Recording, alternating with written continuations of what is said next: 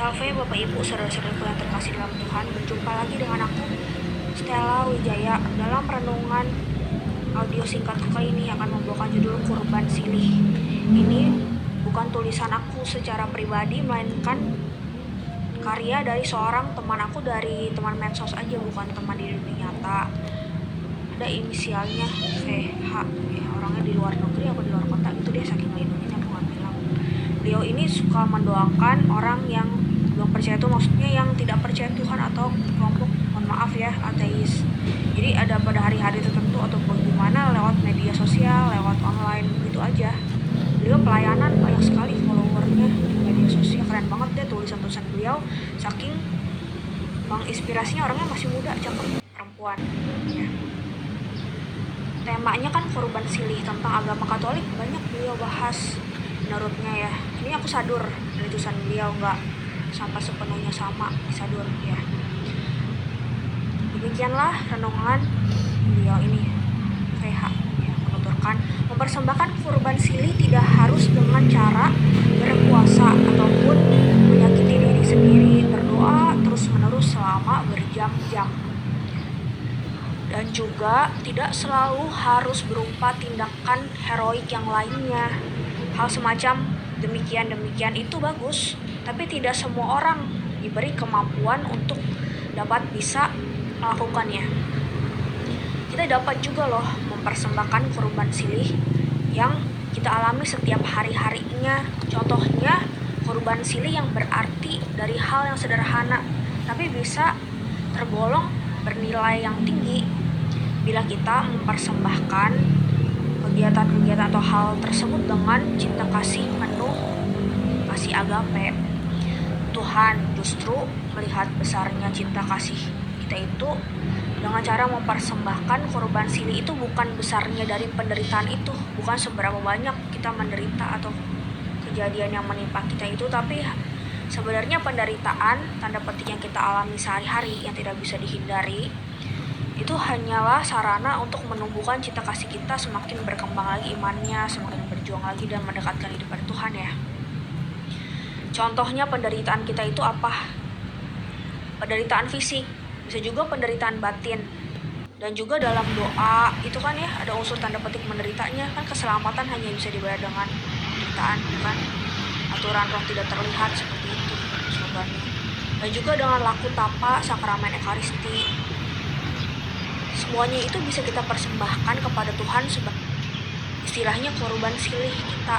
Segala sesuatu yang tidak bisa kita hindari, segala penderitaan, kenapa ini menimpa aku, kenapa, daripada kita bertanya-tanya terus kenapa, atau mengapa aku dilahirkan, mengapa sampai begini, aku menyedihkan sekali, atau menangis, meratap, merenung, pusing, mikirin ini gak habis-habis, khawatir, berlebihan. Itu gak baik sebagai umat Tuhan kita menanggapi penderitaan itu dengan sikap yang demikian ya. Kalau misalnya kita menderita karena dosa kita, hal itu sebenarnya kita harus tahu kan caranya ya, bertobat, sakramen tobat, titik baliknya kan bertobat ya. Tapi kalau penderitaan yang kita alami karena pelayanan, karena mempertahankan iman, karena mengabdi kepada Tuhan, itu tidak bisa dihindarkan, misalnya di luar kendali kita, hal-hal ekstrem itu bisa kita terima dengan sabar. Tapi bukannya mau lagi dong menderita, nantangin lagi, tambahin lagi pencobaan apa itu, nggak bisa kayak gitu ya. Tapi maksudnya ada hal-hal tertentu kita nggak bisa bales, hanya kita bisa bilang ya Tuhan, ini mempersembahkan sebagai ungkapan korban silihku kepadamu. Aku juga baru tahu kayak gitu, tulisannya bermanfaat banget, makanya aku sharingkan di sini. Penderitaan fisik seperti rasa sakit atau misalnya keterbatasan fisik, kelelahan fisik akibat kerja keras, mohon maaf ya, kepanasan, kehausan, misalnya lagi mau ngejar kegiatan rohani dulu kan sebelum pandemi ya, menempuh jarak jalan yang jauh kemana, ada rasa lapar ya kan, ataupun berbagai hal yang tidak menyenangkan seperti melukai perasaan hati kita, itu bisa kita persembahkan sebagai korban silih. Nah, caranya gimana? Dengan menerima tadi yang aku bilang ya, dengan rasa menerima segala penderitaan itu dengan rasa yang rela hati, ikhlas, sabar, dan tidak mudah mengeluh. Memang mengeluh sebenarnya pada level-level prajurit yang tingkat dasar itu bisa meringankan beban, tapi kalau terus-menerus mengeluh nggak menyelesaikan masalah juga sih gitu. Jadi kita bisa lebih dewasa lagi dalam iman, dalam menyikapi hal-hal negatif yang terjadi di sekitar kita ya.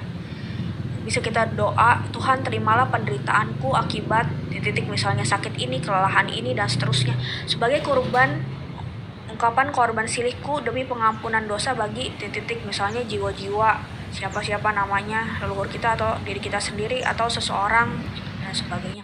Penderitaan batin seperti rasa sedih, kemarahan, ketakutan, rasa ketidakberdayaan, tertekan, dan sebagainya bisa dipersembahkan juga. Contohnya yang lain, bencana alam, kecelakaan, penyakit, kesulitan ekonomi, ataupun yang disebabkan oleh kejahatan orang lain terhadap kita, aniaya, perampokan, pembunuhan, fitnah, caci maki, ketidakadilan, perlakuan kasar, diskriminasi, dan sebagainya. Penderitaan batin dapat juga berasal dari kelemahan kita seperti rasa bosan, kekeringan dalam hidup rohani, pikiran-pikiran yang mengganggu, dan sebagainya. Nah ini amit-amit ya, bukan kita mencari-cari hal-hal negatif kayak gimana gitu. Tapi kebanyakan kan kalau orang udah terkena gini, mau ngebales apa, nggak ada ujungnya, ya kan? Sebenarnya kan ada yang bisa ditempuh jalur hukum, tapi amit-amit misalnya gitu, mohon maaf, nggak memuaskan, kita mau naik banding sampai ke berapa, gimana juga ya. Nah, itu ada Tuhan yang mengatur segala sesuatunya, ada konsekuensi terhadap dosa, jadi kita percaya kepada Tuhan, bukan kita mau memerintahkan Tuhan doa biar dia dibalas deh secepatnya bagaimana gitu kan ya. Sebenarnya itu kan bukan yang bijaksananya seperti itu, tapi kan kecenderungan manusia kan rasa tidak terima itu. Nah ini aku juga baru belajar, jadinya istilahnya kalau kita bisa lebih ikhlas lagi, itu dibilangnya korban silih kita, amal kasih kita atau amal ibadah kita di mata Tuhan kan pahalanya meningkat ya. Sama seperti penderitaan fisik, semua penderitaan batin ini dapat kita persembahkan dengan penuh cinta kasih agape kepada Tuhan dan menjadi persembahan korban yang harum bagi Tuhan. Doa apapun yang dipanjatkan dengan sepenuh hati, dengan kasih yang murni, akan selalu menjadi korban silih yang menyenangkan hati Tuhan.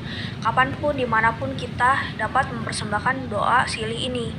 Namun lebih berdaya guna bila kita dapat mempersembahkan doa silih pada jam apakah kalian semua ingat ya, itu dia jam kerahiman Tuhan, saat dimana pintu kerahiman Tuhan terbuka lebar-lebar.